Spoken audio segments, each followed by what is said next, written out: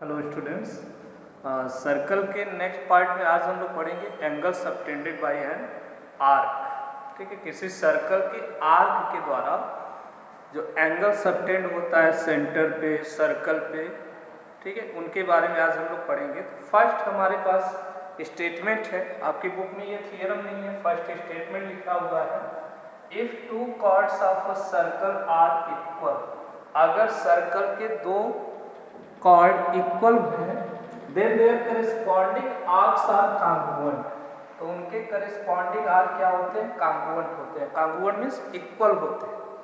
ठीक है, अगर किसी भी सर्कल के दो कॉर्ड आपस में इक्वल हैं तो उनके करेस्पॉन्डिंग आर्क इक्वल होते हैं। कन्वर्सली इसी का कन्वर्स भी दिया हुआ है कि अगर two arcs, if two arcs of congruent are congruent then their corresponding chords are equal, अगर आर्क इक्वल होते हैं तो उनका करेस्पॉन्डिंग कॉर्ड भी इक्वल होगा। ठीक है, तो स्टार्ट करते हैं फर्स्ट से। फर्स्ट लाइन यहाँ, if two chords of a circle are equal, तो एक सर्कल हमें मान लीजिए दिया हुआ है और इसके दो कार्ड हैं, एक कार्ड मान लीजिए पी क्यू और सेकंड मान लीजिए आर एस। ये कार्ड दिए हुए हैं, ये इक्वल है। ठीक है, हम लिख लेंगे given chords of a circle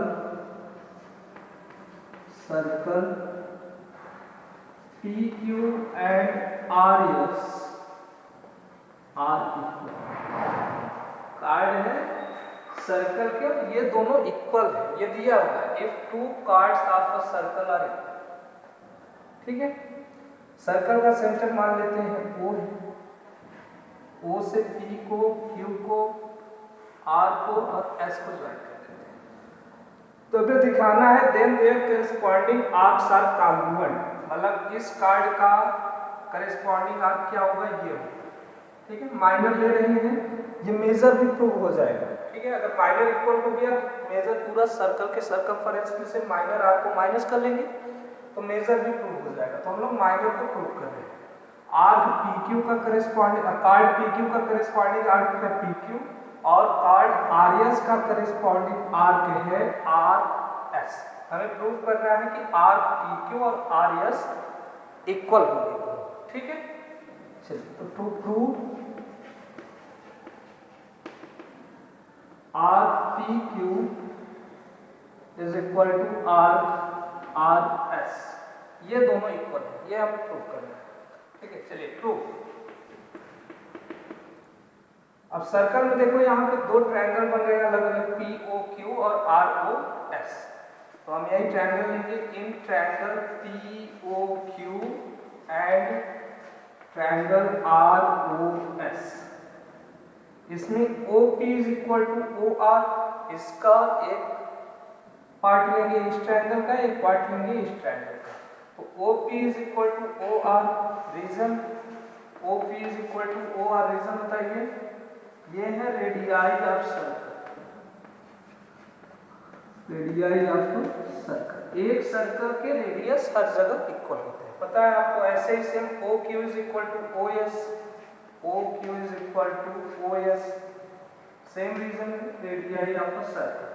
और PQ is equal to RS, ये हमें दिया हुआ है क्वेश्चन में।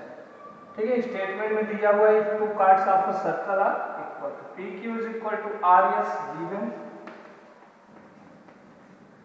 यहां से देखो दोनों ट्रायंगल का क्या मिला हमें? साइड साइड साइड, ये साइड फिर ये साइड, ये साइड, ये साइड इसके इक्वल है, ये साइड इसके इक्वल है और ये साइड इस साइड के इक्वल है। तो ट्रायंगल हमारा POQ कांग्रुएंट हो जाएगा triangle ROS by side side side. ठीक है, ट्रायंगल, दो ट्रायंगल के अगर करेस्पॉन्डिंग सभी साइड इक्वल होते हैं तो ट्रायंगल कांग्रुएंट होते हैं बाई S। अब ये दोनों ट्रायंगल जब कांग्रुएंट हो गए तो हमें मिल जाएगा ये angle POQ is equal to ROS, इसे आपने प्रूव भी किया है। Equal chords of a circle subtend equal angle at their centre. ठीक है, तो वही पूरा थियरम फॉलो कर रहे हैं, वही स्टेप भी फॉलो कर रहे हैं। यहाँ से आ गया हमारा angle P O Q is equal to angle R O S, ठीक है, या by C P C T, corresponding part of congruent triangle.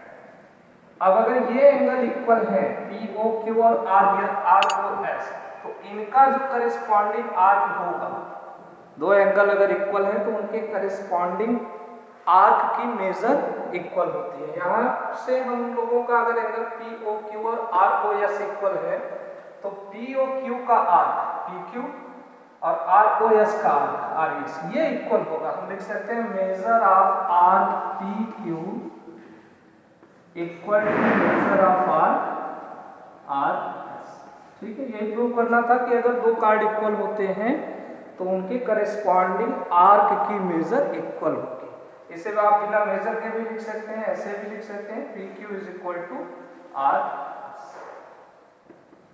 ठीक है। तो फर्स्ट स्टेटमेंट तो यहाँ से प्रूव हो गया कि अगर किसी भी सर्कल के दो कार्ड इक्वल हैं तो उनकी करेस्पॉन्डिंग आर्क की मेजर इक्वल होती है। P Q is equal to R, हमने लिखा है अब आर, ये आर्क का साइन, ठीक है, ऐसा साइन जहाँ मिलेगा समझिए आर्क का साइन, तो R P Q is equal to R R S.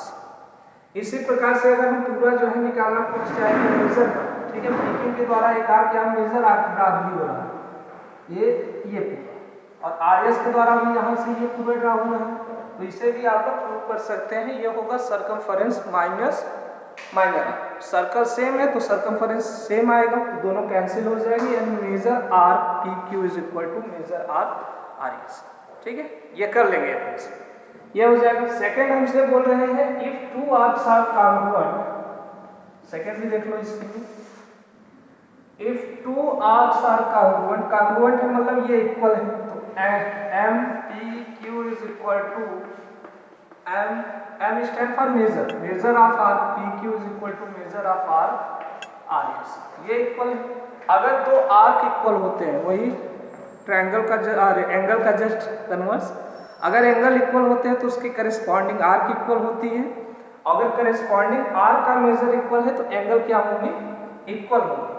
तो यहाँ से देखो एंगल हमारा P O Q is equal to हो जाएगा angle R O S, angle P O Q is equal to angle R O S. अब P ओ Q किस chord के द्वारा बन रहा है, पी क्यू के द्वारा, आर ओ एस किस कार्ड के द्वारा बन रहा है, आर एस द्वारा।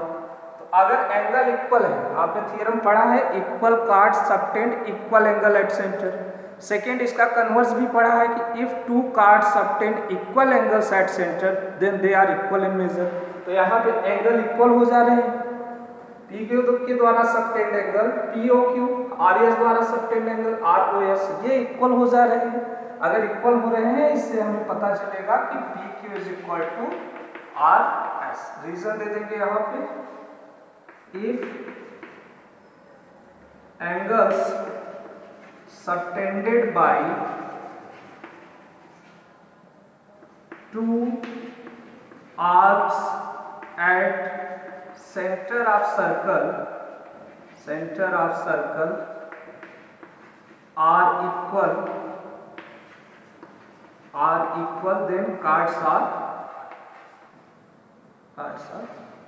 तो कार्ड्स इक्वल होते हैं, ठीक है। हेंस प्रूफ, ये भी आपका प्रूफ हो गया, ये भी।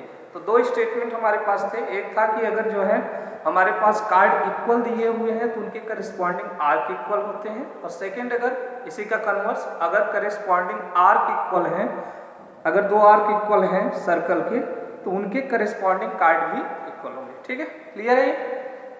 चलिए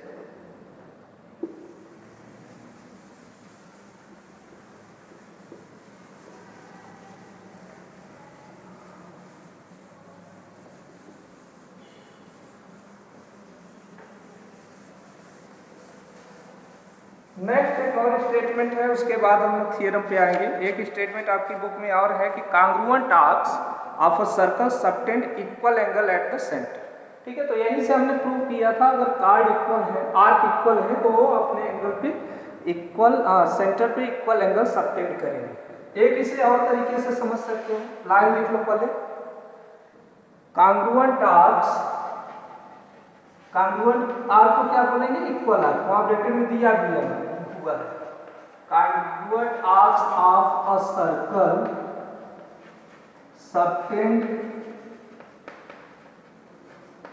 equal angle at center।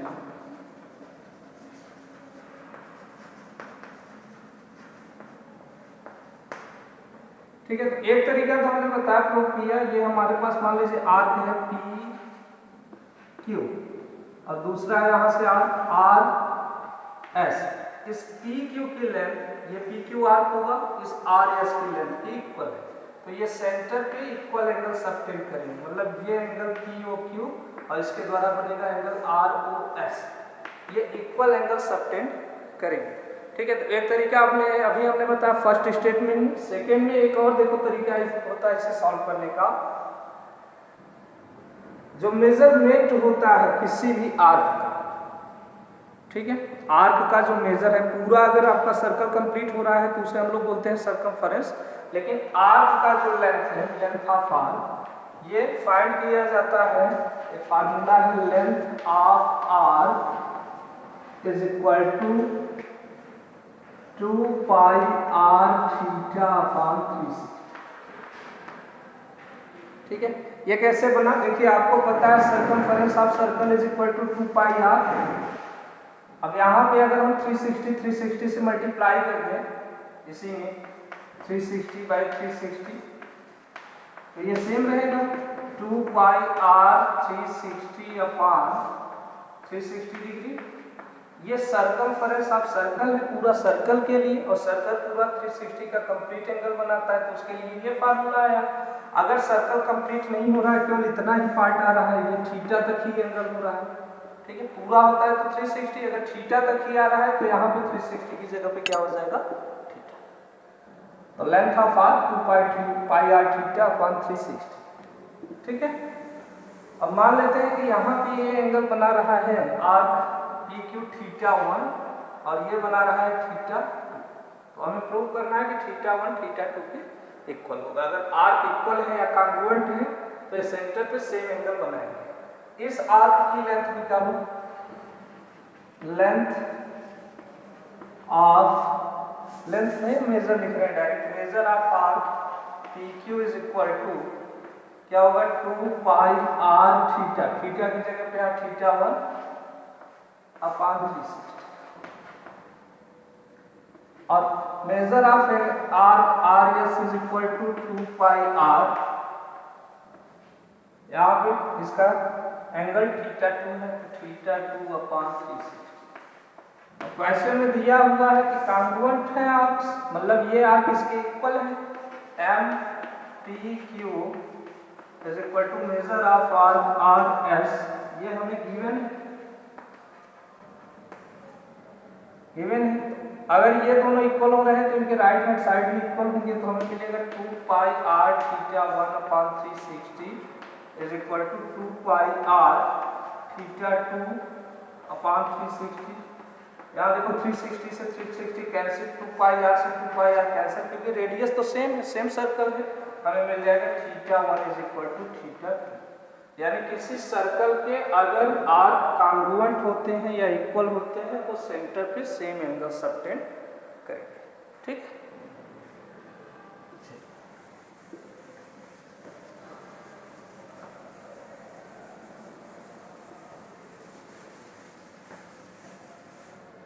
Next अब आपके पास थियरम है, थियरम 10.8, मैं इसको लिख ले रहा हूं।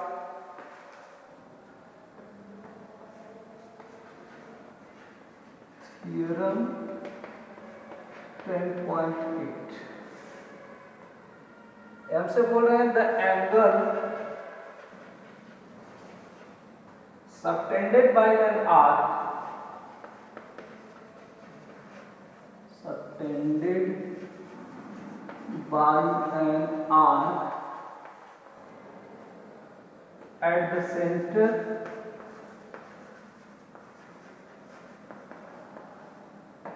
is double the angle subtended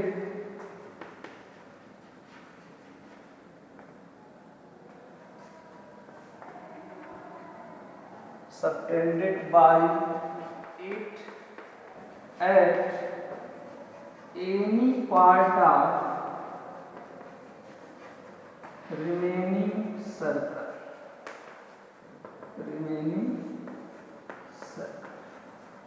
ठीक है, at any remaining part of circle ऐसे लिखा हुआ है तो यही लिख देते हैं, it at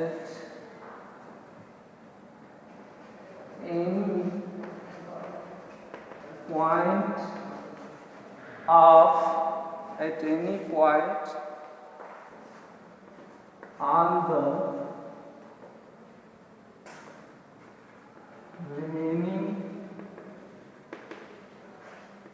part of circle।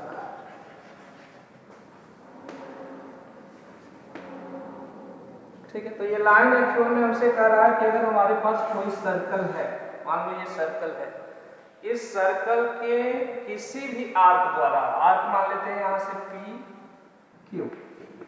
P Q के द्वारा angle subtend at centre, centre ये मान लो ओ है, ओ पे जो एंगल ड्रा किया जाएगा ये पी क्यू एंगल बनाएगा सेंटर पे जितना, ये एंगल पी ओ क्यू ये डबल होगा, double the angle subtended bye it at any point of the remaining part of circle. तो अगर आर्क आपने ले लिया पी क्यू, सर्कल के लिए रिमेनिंग पार्ट कितने बचे हैं, यहां से लेकर ये पूरा, इस पूरे पार्ट पे जहां भी एंगल ए आर्क बनाएगा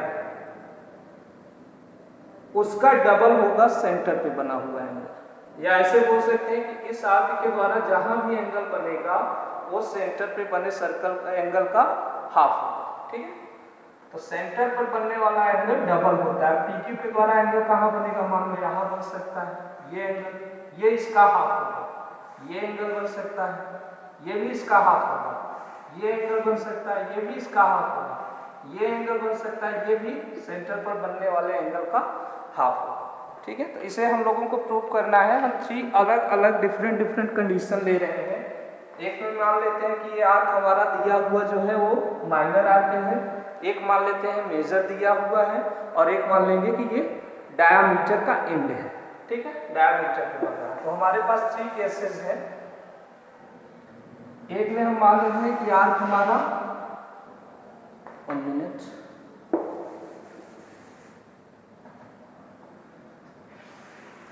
केस 1 मान रहे हैं कि हमारा आर्क माइनर है, ये है आर्क। केस 2 मान रहे हैं हम कि ये डायामीटर जो सेंटर से ऊपर जाएगा डायामीटर का एंड है PQ, और एक केस और ले रहे हैं कि ये मेजर आर्क है। ठीक है, माइनर आर्क का टर्म है, तो ये एंगल कहाँ पे ड्रा करेगा, ये PQ। ठीक है, चलिए अब इस मेजर आर्क द्वारा और माइनर आर्क द्वारा सेंटर पे एंगल क्या बनेगा, मान लो सेंटर इसका O है तो ये बनेगा एंगल, ये एंगल बनेगा। इसके द्वारा सेंटर पे कौन सा एंगल बनेगा, बिल्कुल स्ट्रेट लाइन जाएगी तो ये एंगल बनेगा।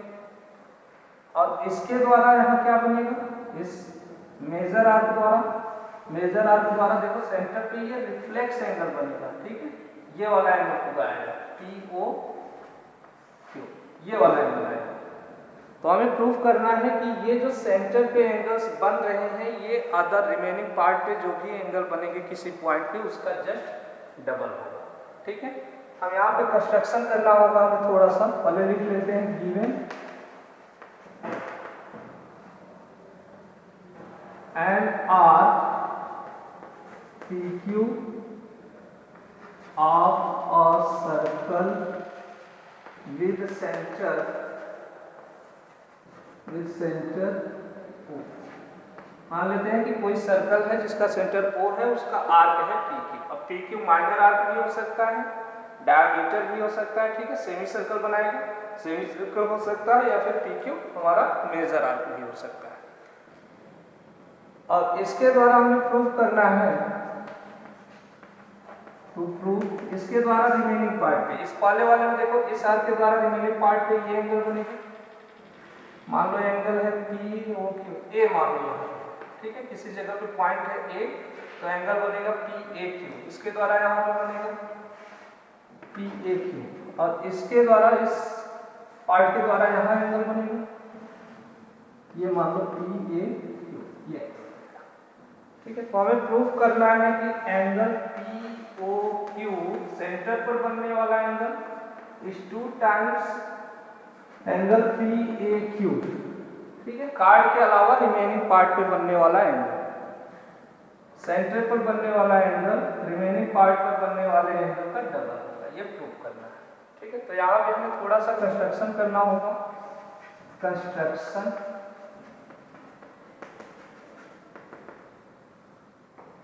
join AO and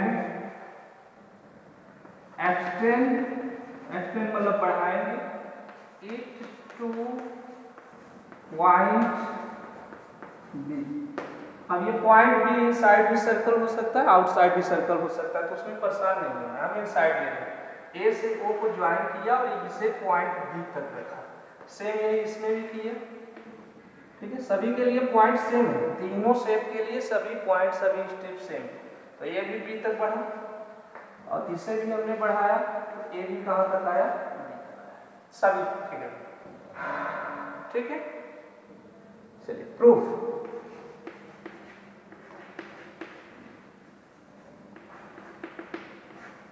अब हम अगर किसी भी पार्ट को देखें, चाहे इसे देख रहे हैं, इसे देख रहे हैं या इसे देख रहे हैं, तो हमारा जो एंगल बी ओ क्यू है, यहाँ भी एंगल बी ओ क्यू है, यहाँ भी एंगल बी ओ क्यू है, यहाँ ओ लिख लो, यहाँ भी एंगल बी ओ क्यू है, ये ट्रायंगल का एक्सटीरियर एंगल है।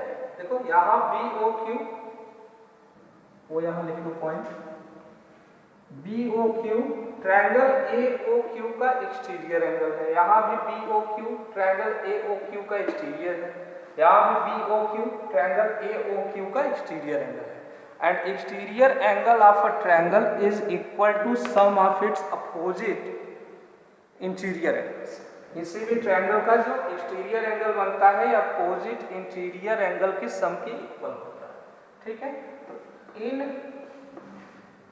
Triangle A O Q we have angle BOQ is equal to angle AOQ में ये बनेगा, तो एक्सटीरियर ये होगा, इसे छोड़ देना है, अपोजिट इंटीरियर यानी ये एंगल और इस एंगल, इसमें भी ये एंगल और ये, इसमें भी ये एंगल और ये, यानी एंगल OAQ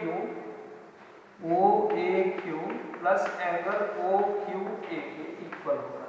ये आया एक्सटीरियर एंगल ऑफ और ट्रायंगल, पूरा लिखना होगा तो लिखिएगा exterior angle of a triangle is equal to sum of its opposite interior angles, ठीक है। चलिए तो ये टर्म आ गया हमारे पास। अच्छा, अब ट्रायंगल ए ओ क्यू को ध्यान से देखो, ओ क्यू बराबर ओ ए है, ओ ए बराबर ओ क्यू है, रीजन सभी में है, ओ क्यू बराबर ओ ए, ओ क्यू बराबर ओ ए, सब में रीजन ये सर्कल के रेडियस है, रेडियाई ऑफ सर्कल के रेडियस है, ठीक है। तो इनका लेंथ इक्वल होगा। अब ट्रायंगल में एक चीज और आपने पढ़ा, अगर एक ट्रायंगल है आपके पास, उसके दो साइड इक्वल है, तो इनका अपोजिट एंगल क्या होता है, इक्वल होता है। मतलब अगर ये साइड इस साइड की इक्वल है, तो इसके अपोजिट ये एंगल और इसके अपोजिट ये एंगल इक्वल है। ओ ए का अपोजिट एंगल क्या बनेगा, ओ क्यू ए, और ओ क्यू का अपोजिट एंगल बनेगा ओ ए क्यू, यानी कि हमें मिल जाएगा angle O A Q is equal to angle OQA, angles opposite equal sides, ठीक है। आइसोसेलेस ट्रायंगल बनेगा, आइसोसेलेस ट्रायंगल में दो साइड और दो एंगल इक्वल होते हैं, ठीक है। तो OAQ is equal to OQ आ गया, OQA, यानी कि यहां से देखो एंगल BOQ हम लिख सकते हैं, OAQ की सेम रहने दो, OAQ प्लस OQA की जगह पे OAQ, सेम एंगल है, दोनों को हमने इक्वल किया, तो OQA जहाँ लिखा है, OQA जहाँ लिखा है वहाँ OAQ लिख दो, एंगल OAQ, यहाँ से हमें मिलेगा angle BOQ is equal to 2 times angle OAQ, ठीक है। इतनी बात क्लियर है। हमने ये ट्रायंगल लिया AOQ, इसका BOQ एक्सटीरियर एंगल है, ये सम ऑफ अपोजिट इंटीरियर एंगल के इक्वल होगा। इस एंगल और इस एंगल की ये दोनों एंगल इक्वल हो जाएंगे क्योंकि रेडियस है OQ और OA, और angles opposite equal sides equal होते हैं। इसी प्रकार से अगर हम BOP को देखें तो हम लिख रहे हैं, अब इतना पूरा नहीं प्रूव करेंगे, हम लोग डायरेक्ट लिखेंगे सिमिलरली। इसी प्रकार से similarly angle BOP is equal to हो जाएगा 2 एंगल OAP, ये वाला एंगल इसका 2 टाइम हो जाएगा। ठीक है, अब ये हो गया इक्वेशन फर्स्ट, ये हो गया इक्वेशन आपका सेकंड। ठीक, एक इक्वेशन फर्स्ट, एक इक्वेशन सेकंड। अब यहाँ के आगे आपको यहाँ तक दिख रहा होगा, यहाँ से देख लीजिएगा। ठीक है, इरेज नहीं कर रहे हैं हम। अगर इक्वेशन 1 और 2 दोनों को ऐड कर दें, एडिंग इक्वेशन 1 एंड 2, इक्वेशन 1 और 2 को ऐड कर दें तो हमें मिलेगा BOQ plus BOP, angle BOQ plus angle BOP is equal to, एक मिनट बेटा, इसके आगे यहाँ पे। ठीक है, इक्वेशन 1 और 2 को अगर ऐड करेंगे तो angle BOQ plus angle BOP, angle BOQ plus angle BOP is equal to क्या हो जाएगा, राइट साइड का ऐड करेंगे 2 angle OAQ, 2 angle OAQ plus 2 angle O क्या है AP, OAP। इसे हम लिख सकते हैं angle BOQ plus angle BOP is equal to 2 दोनों में common, 2 common, angle OAQ plus angle OAP हो जाएगा। अब ध्यान से देखो, एंगल BOQ और एंगल BOP ये मिला के कौन सा एंगल बना रहे हैं, एंगल POQ बना रहे हैं। ये एंगल और ये एंगल मिला के POQ बना रहे हैं। और इसी प्रकार से OAQ और OAP ये दोनों मिला के बना रहे हैं एंगल PAQ। ठीक है, तो हम लिख सकते हैं angle POQ is equal to 2 angle PAQ, यही प्रूव करना था। अब थर्ड केस में देखो, ये मत लिख देना, थर्ड केस में POQ is equal to 2 PAQ मत लिखना। थर्ड केस में ये क्या है, रिफ्लेक्स एंगल। ठीक है, ये रिफ्लेक्स एंगल है। तो यहाँ पे एक लाइन लिख लो चाहे, for case 3, for case 3 reflex आ रहा है, ये वाला देखो रिफ्लेक्स एंगल आ रहा है, reflex angle POQ is equal to 2 angle PAQ। ठीक है, समझ में आया? सभी में किसी भी सर्कल में अगर जो है, किसी भी सर्कल में कोई आर्क है, वो आर्क जो सेंटर पे एंगल ड्रा कर रहा है, और सेंटर पे एंगल ड्रा करने के बाद इस आर्क को छोड़ दो, इस आर्क के अलावा जो रिमेनिंग पार्ट पे एंगल बनेगी किसी भी पॉइंट पे, वो सेंटर पर बनने वाले एंगल का हाफ होंगे। अदरवाइज कर सकते हैं कि रिमेनिंग पार्ट पे बनने वाला एंगल, सेंटर पर बनने वाला एंगल रिमेनिंग पार्ट पे बनने वाले एंगल का क्या होता है, डबल होता है। ठीक, समझ में आया?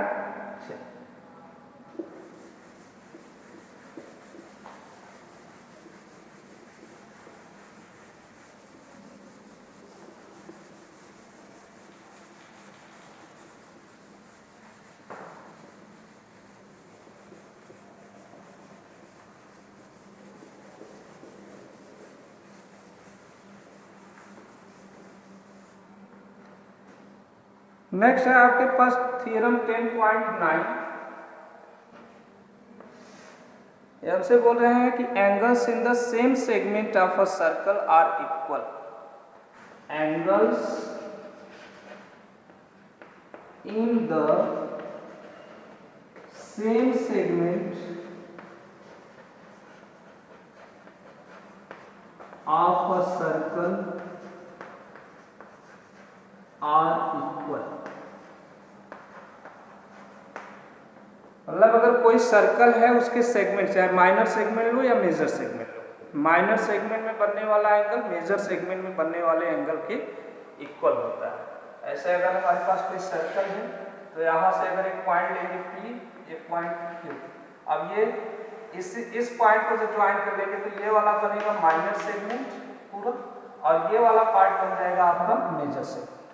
तो सर्कल के किसी भी सेगमेंट में बनने वाले, चाहे माइनर सेगमेंट हो या मेजर सेगमेंट, बोला है सेम सेगमेंट, सर्कल के सेम सेगमेंट में माइनर ले रहे हैं या मेजर ले रहे हैं, मेजर सेगमेंट में बनने वाला एंगल या माइनर सेगमेंट में बनने वाला एंगल हर जगह इक्वल होता है किसी भी पॉइंट पे।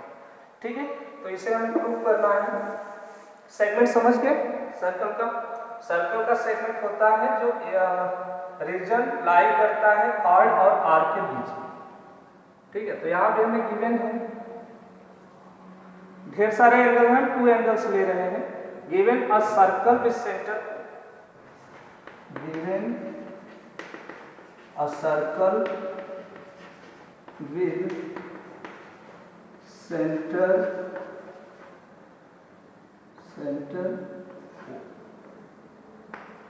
and PQ is मेजर ले रहे हैं, मेजर से भी होगा माइनर से भी होगा, मेजर सेगमेंट ऑफ सर्कल।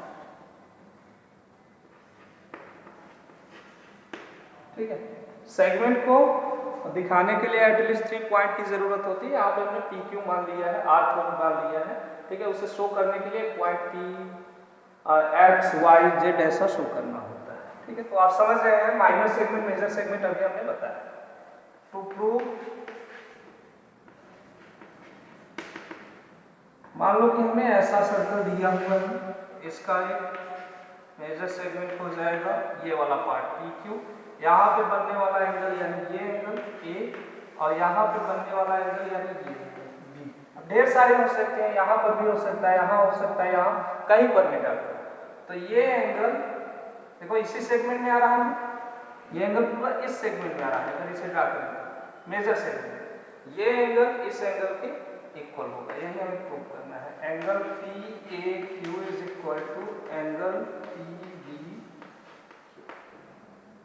ठीक है, प्रूफ करने के लिए हम लोग P और Q को सेंटर O से ज्वाइन कर लेंगे। मान लो इसका सेंटर है O, इस सर्कल का सेंटर है O, तो कंस्ट्रक्शन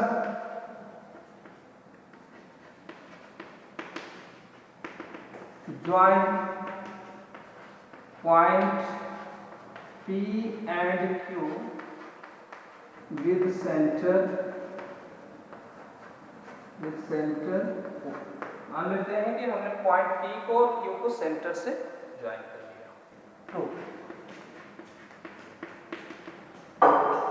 तो यहाँ देखो फर्स्ट पार्ट, अगर हम PAQ की बात करें तो इसका डबल होगा POQ। अभी हमने प्रूव किया सेंटर पर बनने वाला एंगल सर्कल पे के किसी भी पॉइंट पे बनने वाले, मतलब इस आर्क को छोड़कर सर्कल के किसी भी पॉइंट पे बनने वाले एंगल के डबल होता है।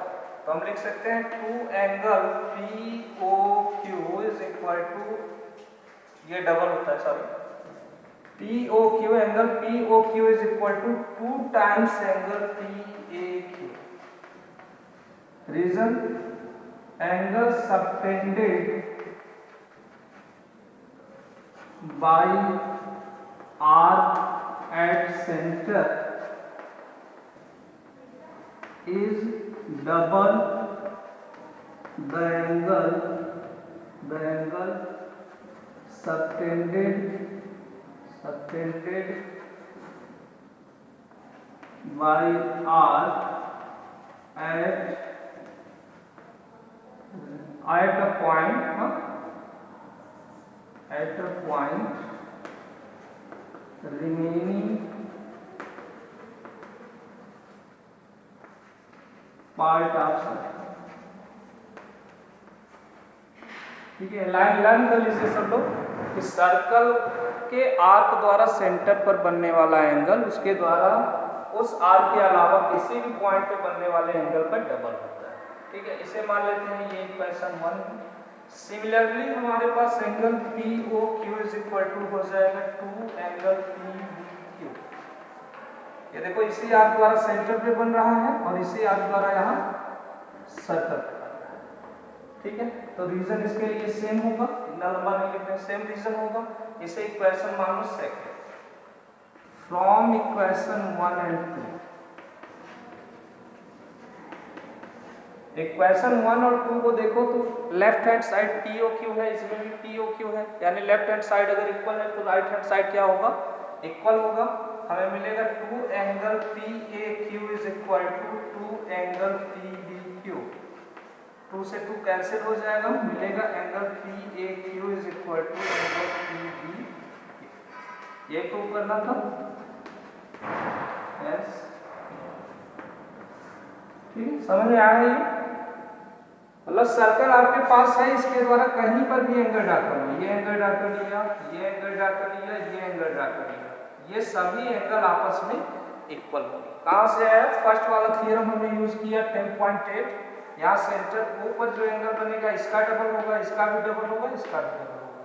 तो इनका डबल अगर सेम है तो ये इनका हाफ भी सेम होगा, मतलब ये एंगल सेम है। ठीक, चलिए नेक्स्ट है हमारे पास if a line segment joining 2 points. अगर एक लाइन सेगमेंट है हमारे पास जो है A और B। If a line segment joining 2 points attend equal angles eight 2 other points lying on the same side. मान लो 2 पॉइंट और हमारे पास यहाँ पे है C और एक पॉइंट यहाँ पे मान लो है D।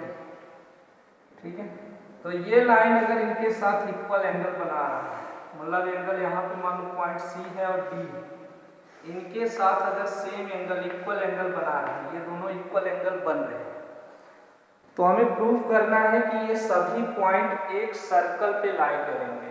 The 4 points lie on a circle. ये चारों पॉइंट एक सर्कल पे लाई करेंगे ऐसा।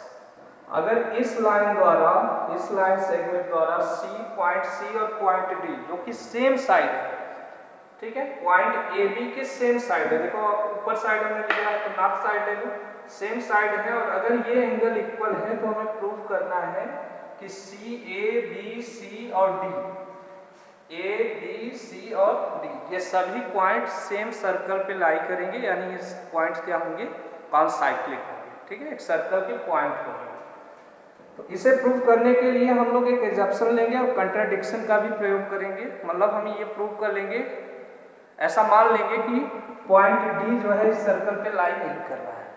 ठीक है, तो पॉइंट D सर्कल पे लाई नहीं कर रहा है, और इसे लास्ट में हम लोग प्रूव कर लेंगे कि अगर पॉइंट D सर्कल पे लाई नहीं कर रहा है तो दिए गए जो पॉइंट सर्कल पे लाई करता है उसके इक्वल नहीं होगा।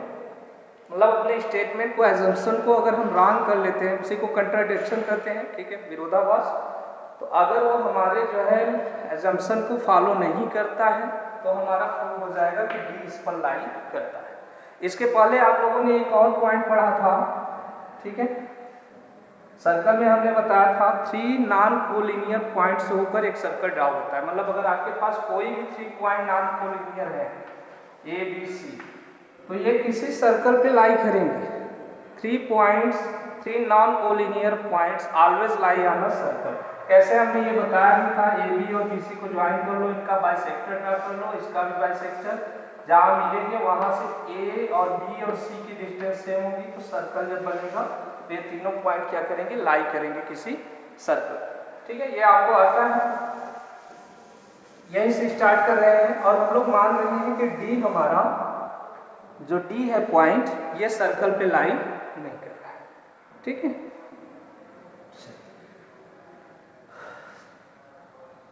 तो गिवन अपना लिख लीजिएगा, given a line segment AB, ठीक है, at 2 point C and D are on the same side of point AB such that angle ACB is equal to angle AD। ठीक है, मैं लिख भी दे रहा हूँ, चलिए, given a line segment AB and 2 points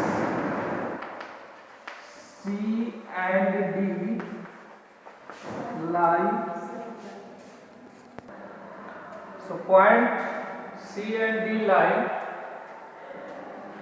on the same side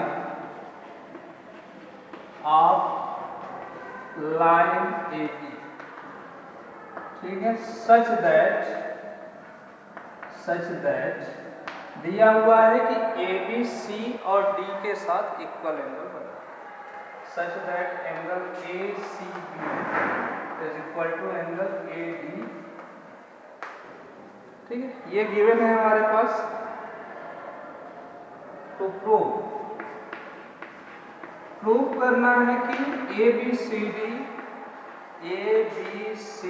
and D are concyclic, concyclic मतलब circle के सर्कमफरेंस पे है, साइक्लिक, सर्कल के सर्कमफरेंस पे चारों पॉइंट हैं।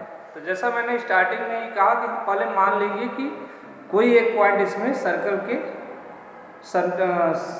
के सर्कमफरेंस पे नहीं, 3 पॉइंट से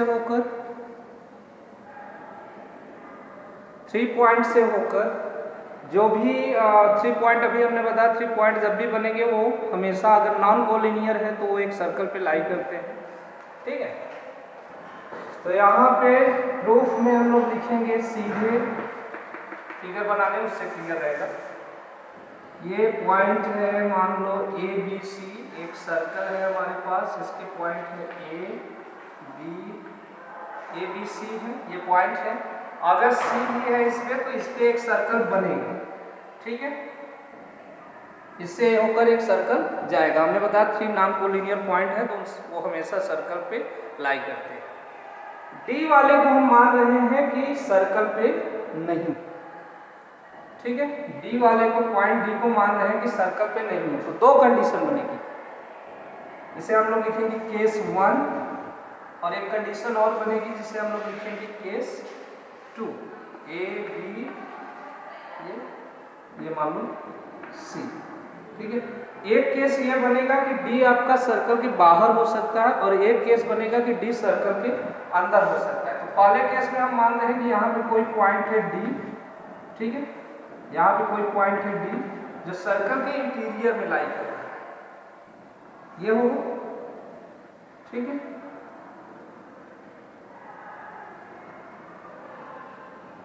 सर्कल के इंटीरियर में लाई कर रहा है। यहाँ से बी से सी को ज्वाइन कर लो, मान लो ए से डी को ज्वाइन करने वाली लाइन सर्कल को कहाँ काट रही है, डी डैश और डी से बी को ज्वाइन कर लो, ठीक है, क्लियर है। अच्छा, सेकेंड में ए बी सी को तो ज्वाइन करना ही है, इससे एक सर्कल ड्रा होगा। मान लेते हैं यहाँ पे डी बाहर बन रहा है, ये डी एक्सटीरियर पे होगा, तो डी से ए को ज्वाइन कर लो, ठीक है। ये भी सर्कल को किसी पॉइंट पे कट करेगा, मान लो ये पॉइंट है डी डैश, ठीक, और डी डैश से सी को, डी डैश से बी को ज्वाइन, ऐसा। तो हम मान ले रहे हैं पहले में डी इंटीरियर ऑफ सर्कल है, सेकेंड में डी एक्सटीरियर ऑफ सर्कल, ठीक है, डी इंटीरियर ऑफ सर्कल है एक में डी एक्सटीरियर ऑफ सर्कल, ऐसा। अब अगर एंगल सी और एंगल डी इक्वल है, पहले लिख लेते हैं प्रूफ में, let us assume point D does not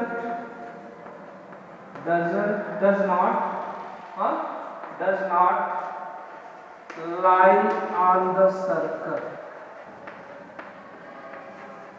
तो कहाँ लाई करेगा, या तो इंटीरियर करेगा या तो एक्सटीरियर। इसकी लाइन बढ़ाना होगा तो बढ़ा दीजिएगा, let D in case first let D lie interior of the circle, in case second D lie exterior of circle. एक में डी अंदर आ रहा है, एक में डी बाहर आ रहा है, ऐसा हम मान लेते हैं। We know that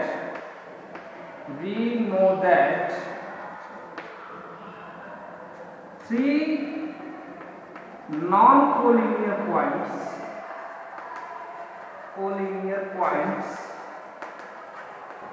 lie on a circle, so A B C को हमने माना, A B C are concyclic, 3 non collinear point हमेशा सर्कल पे होती है। तो ए बी सी को हमने मान लिया कि ये सर्कल पे लाई कर रहा है, और सर्कल पे लाई कर रहा है तो तीनों पॉइंट क्या हो गए, कॉन्साइक्लिक हो गए। अब ध्यान दो, अगर ये डी पॉइंट डी डैश इस सर्कल पे लाई कर रहा है, दोनों केस के लिए, फॉर केस 1 एंड 2 दोनों केस के लिए हम सेम लिख रहे हैं, ठीक है। अगर ये डी डैश हमारा लाई कर रहा है कहाँ पे, सर्कल पे, सी से डी को भी मिला दो, लाई कर रहा है, तो आप लोगों ने पढ़ा है अभी कि सर्कल के सेम सेगमेंट, यहाँ से सी यहाँ लाई कर रहा है, यहाँ से डी डैश यहाँ लाई कर रहा है, सेम सेगमेंट में बना हुआ एंगल, एंगल से सेम सेगमेंट इक्वल होते हैं, अभी पढ़ा आपने, ठीक है। तो यहाँ से देखो, ये सेगमेंट ले रहे हैं पूरा मेजर सेगमेंट, हाँ, A B D dash C, ये वाला सेगमेंट ले रहे हैं, इस सेगमेंट में आ रहा है एंगल ए सी बी और आ रहा है angle D dash B. Angle A C B is equal to हो जाएगा angle A D dash B. Same यही यहां पर भी होगा, ये ए सी बी और ए डी डैश बी, यहाँ है डी डैश, हाँ, इसमें यहाँ पे था डी डैश, इसमें यहाँ पर है, दोनों डी डैश लाई कर रहे हैं सर्कल पे, ऐसा मान लें, ठीक है। तो a C B is equal to a D dash b, दोनों कंडीशन के लिए मैंने कहा सेम आएगा। ये होगा angles in same segment, angles in same segment, एक सर्कल के सेम सेगमेंट के एंगल इक्वल होते हैं, but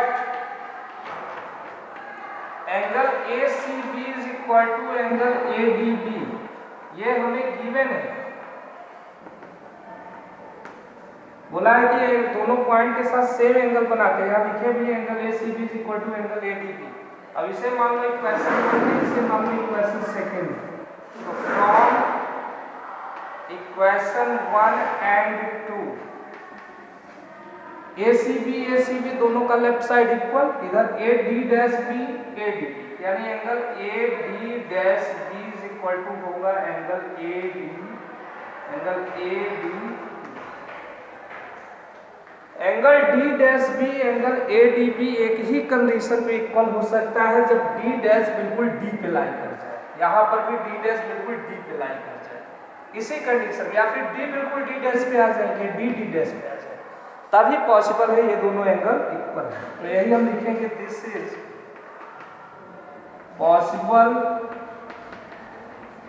for only if D and D dash are coincide, coincide का मतलब सेम एक दूसरे के ऊपर लाई कर रहे हैं। अब D डैश सर्कल पे बन रहा है, यानी कि D भी कहाँ आएगा, सर्कल पे, ठीक है। यही हमें प्रूव करना, तो जो हमने एजम्पशन लिया था कि D सर्कल पे लाई नहीं कर रहा है, ये एजम्पशन हमारा रॉन्ग हो गया, यही कंट्राडिक्शन है। अगर D लाई नहीं कर रहा है तो A D dash B A D B के इक्वल कैसे आ रहा है, ठीक है। सो ए बी सी, अब यहाँ ये लिखेगा, so d lies on the circle, d भी सर्कल पे लाई कर रहा है, और ए बी सी पहले से लाई कर रहे हैं, यहाँ पे लिख सकते हैं हम थस इस प्रकार से A B C D are concyclic, ठीक है, समझ में आया। चलिए एक बार फिर से देख लीजिएगा, इसे क्लियर हो जाएगा बिल्कुल आपको। 10.10 या 10 है, 10 थ्योरम था आपका, ठीक है।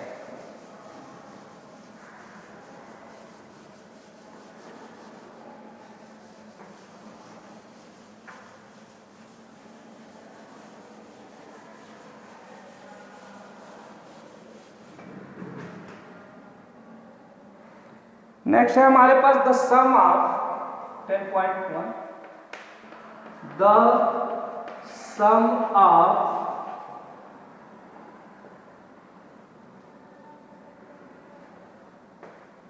Pair of, the sum of pair of opposite angles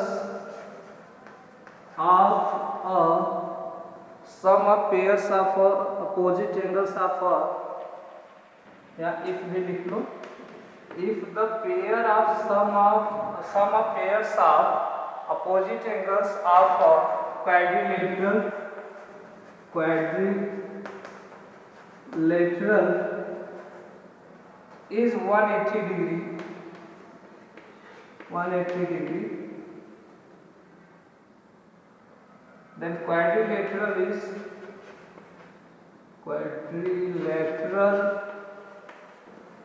is cyclic. ठीक है, अगर किसी भी क्वाड्रिलेटरल के अपोजिट पेयर का सम 180 डिग्री आता है तो एंगल हमारा क्या होगा, साइक्लिक होगा। ठीक, हमेशा प्रूफ कर लेते हैं इसे। ठीक है, चलिए प्रूफ इसका देखते हैं। इसका प्रूफ करने के पहले आप लोगों को थ्योरम 10.12 पहले सीख लेना होगा, यानी 12 थ्योरम सीख लेना होगा। ठीक है, तो इसे हम लोग बाद में प्रूफ करेंगे। थ्योरम 10.12 पहले कर लेते हैं। थ्योरम 10.12, अब ये क्या है 10.11। तो हमसे बोल रहे हैं थ्योरम 10.12 में कि sum of opposite angles of a cyclic quadrilateral is 180 degree. The sum of opposite pairs, या पेयर्स कर दो, sum of pairs of opposite angles of a cyclic quadrilateral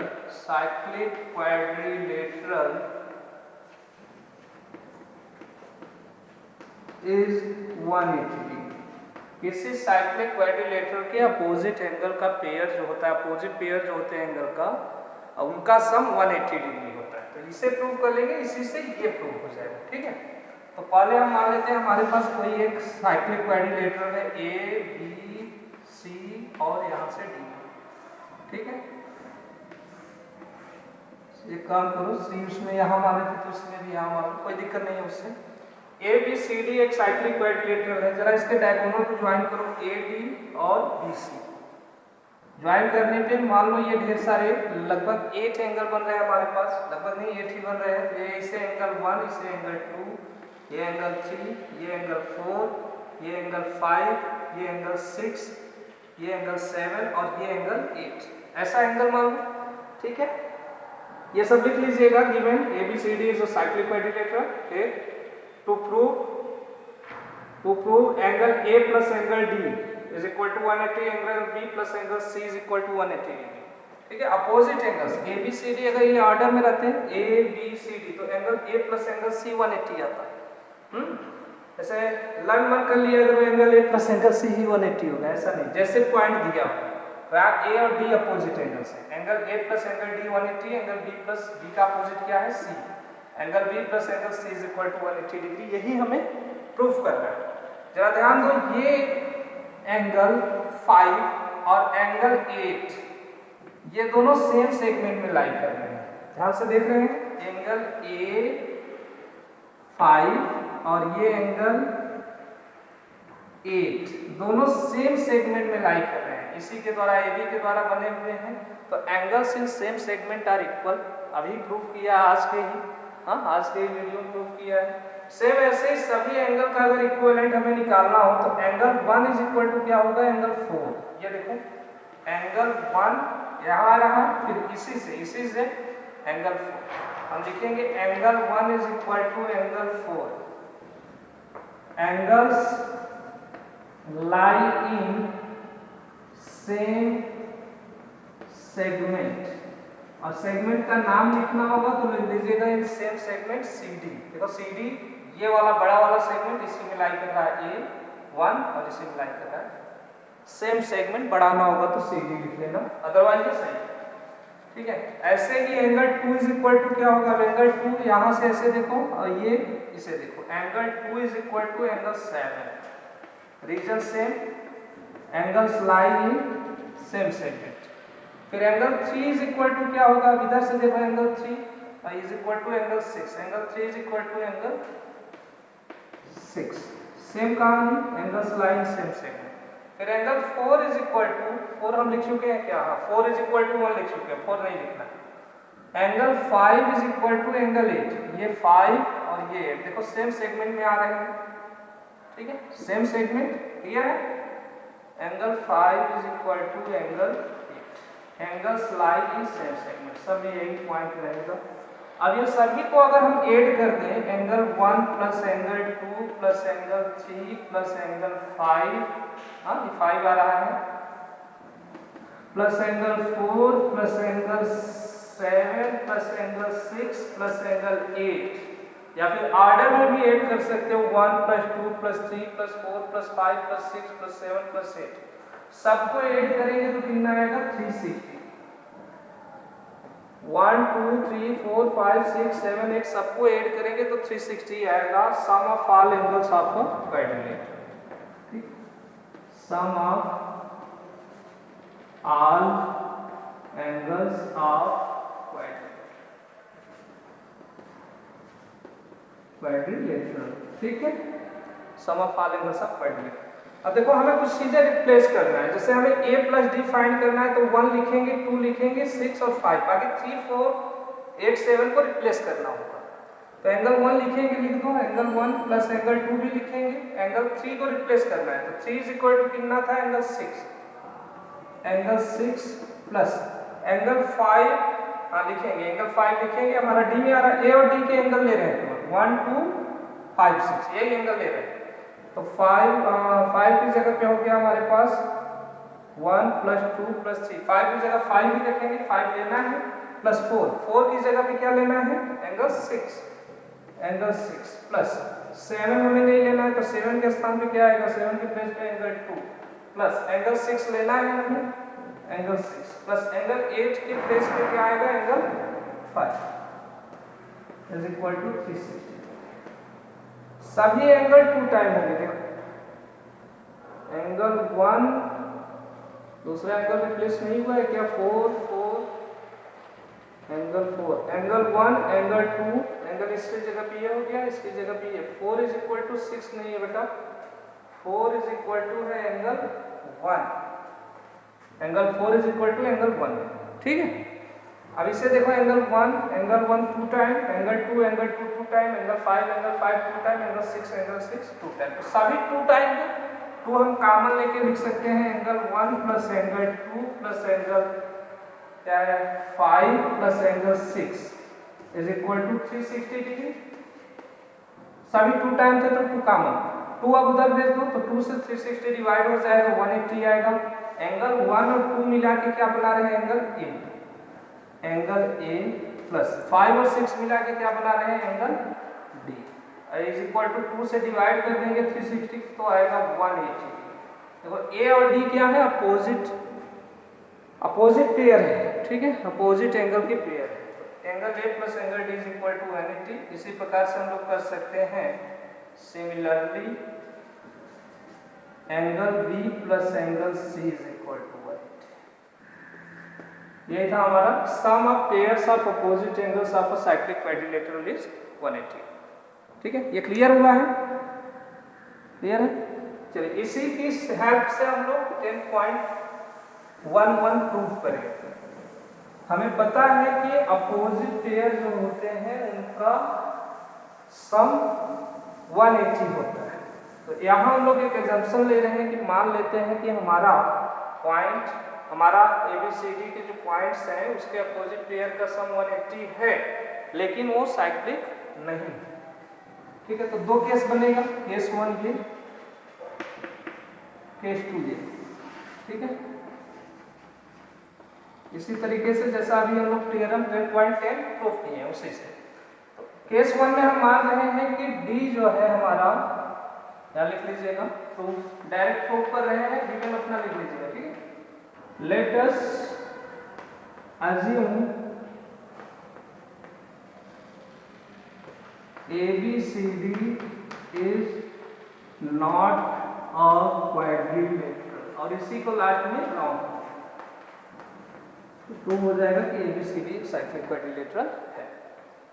ABCD cyclic quadrilateral नहीं है, यहाँ A ले लो, यहाँ B, ठीक है, C ले लो साइकिल पे, और D को एक इनसाइड ले लो ऐसा, और एक आउटसाइड एक्सटीरियर में ले लो, A B यहाँ C और D यहाँ ले लो।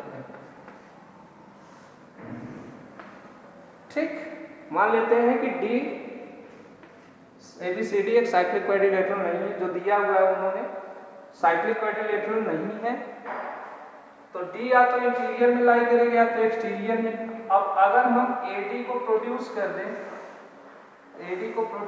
तो ये D डैश पे कट करेगा, इसे मिला लो C से, और अगर इसे जो है इस लाइन को मिलाएं तो ये भी D डैश पे कट करेगा, D डैश पे C से D डैश, C से B, D डैश से B को ज्वाइन करो। ये हमने कंस्ट्रक्शन कर दिया, ठीक है।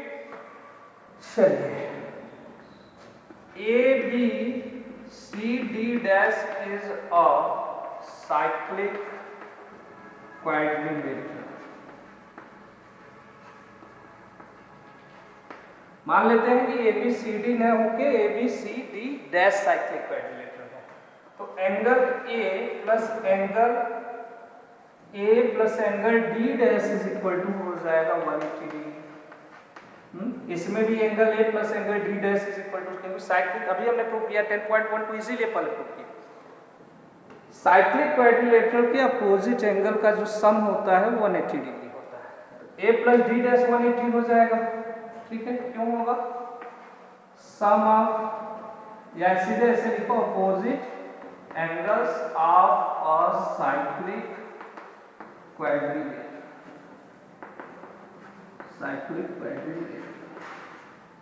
ठीक है। लेकिन एंगल A, इसे क्वेश्चन में मानो, angle A plus angle D is equal to 180 degree. ये गिवन है कि उनका अपोजिट एंगल्स का अगर जो है पेयर्स ऑफ अपोजिट एंगल का सम 180 है तो साइक्लिक होंगे, ये गिवन है। इसे लिखेंगे सेकंड गिवन। इक्वेशन 1 और 2 दोनों को मिला दो, तो from equation 1 and 2 angle A plus angle D is equal to, D dash है, D dash is equal to angle A plus angle D। Angle A angle cancel हो जाएगा, angle D dash is equal to angle D।